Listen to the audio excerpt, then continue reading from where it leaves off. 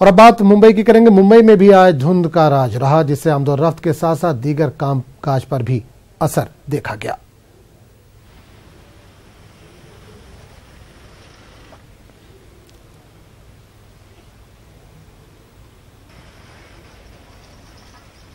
बहुत सारा सर्दी खांसी हो रहा है, फॉग हो रहा है, प्रदूषण वगैरह हो रहा है, आँख उख जलता है, सर दुखता है, बहुत सारा तकलीफ हो रहा है सर जी। बहुत तकलीफ हो रहा है आजकल ये प्रदूषण के वगैरह से। बहुत बढ़ गया है प्रदूषण सर जी।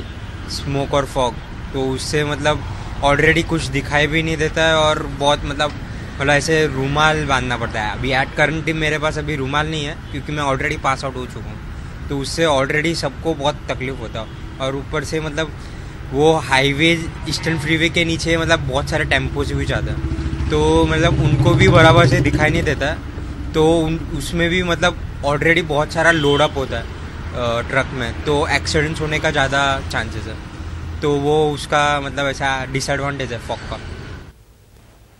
खबरों का सिलसिला जारी रहेगा, लेकिन एक छोटे से वक्फे के बाद।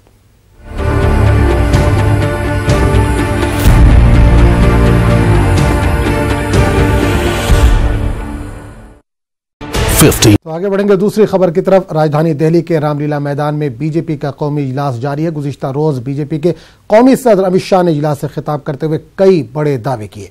अमित शाह ने अपने खिताब के साथ ही मिशन 2019 का बिगुल फूंक दिया है। बीजेपी के इस कौमी इजलास में हजारों की तादाद में बीजेपी अरकान और लीडर जमा हुए। इजलास में नरेंद्र मोदी को दोबारा वजीर आजम बनाए जाने का हलफ लिया गया। आज वजीर आजम मोदी भी कौमी इजलास से खिताब कर सकते हैं।